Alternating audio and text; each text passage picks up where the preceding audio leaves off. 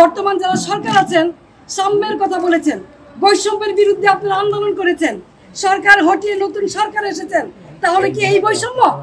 তাহলে অনেস্ট রাজনীতি সততার কিসের মূল্যায়ন? বৈষম্য বিরোধী ছাত্র আন্দোলনের সময় হত্যাসহ একাধিক মামলায় নারায়ণগঞ্জ সিটি কর্পোরেশনের সাবেক মেয়র ডাক্তার সেলিনা হায়াত আইভিকে গ্রেপ্তার করা হয়েছে। শুক্রবার সকাল 6:45টায় নগরীর দেওভোগ হল চুনকা কুটির থেকে তাকে গ্রেপ্তার করা হয়। এর আগে বৃহস্পতিবার দিবাগত রাত 10টার দিকে পুলিশের একটি টিম ডাক্তার সেলিনা হায়াত আইভির বাসায় প্রবেশ করে তাকে বের হতে বললে তিনি সে সময় পুলিশের সঙ্গে যেতে অস্বীকৃতি জানান। এরপর সারা রাত পুলিশের ঊর্ধ্বতন কর্মকর্তাদের নেতৃত্বে একটি টিম ডাক্তার সেলিনা হায়াত আইভির বাসায় অবস্থান করে।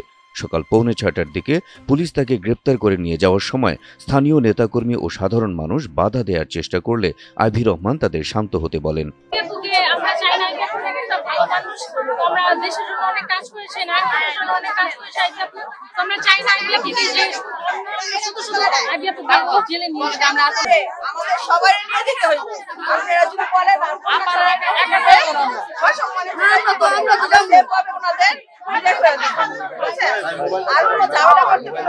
গ্রেপ্তারের আগে আইভি গণমাধ্যমের কাছে অভিযোগ করেন, বর্তমান সরকার বৈষম্যের কথা বলে ক্ষমতায় এসে আমার সাথে বৈষম্যমূলক কাজ করছে।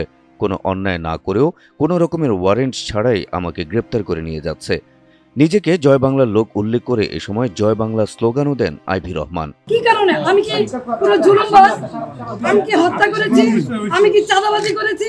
আমি কি নারায়ণগঞ্জ শহরে এমন কোনো রেকর্ড আমার আছে যে আমি কোনোদিন কোনো বিরোধী দলকে আঘাত করেছি? তাহলে কিসের জন্য, কি কারণে, কোন ষড়যন্ত্রের কারণে, কার স্বার্থে আমাকে অ্যারেস্ট করা হলো? আমিও প্রশাসনের কাছে জানতে চাই। বর্তমান যারা সরকার আছেন সাম্যের কথা বলেছেন, বৈষম্যের বিরুদ্ধে আপনারা আন্দোলন করেছেন, সরকার হটিয়ে নতুন সরকার এসেছেন, তাহলে কি এই বৈষম্য?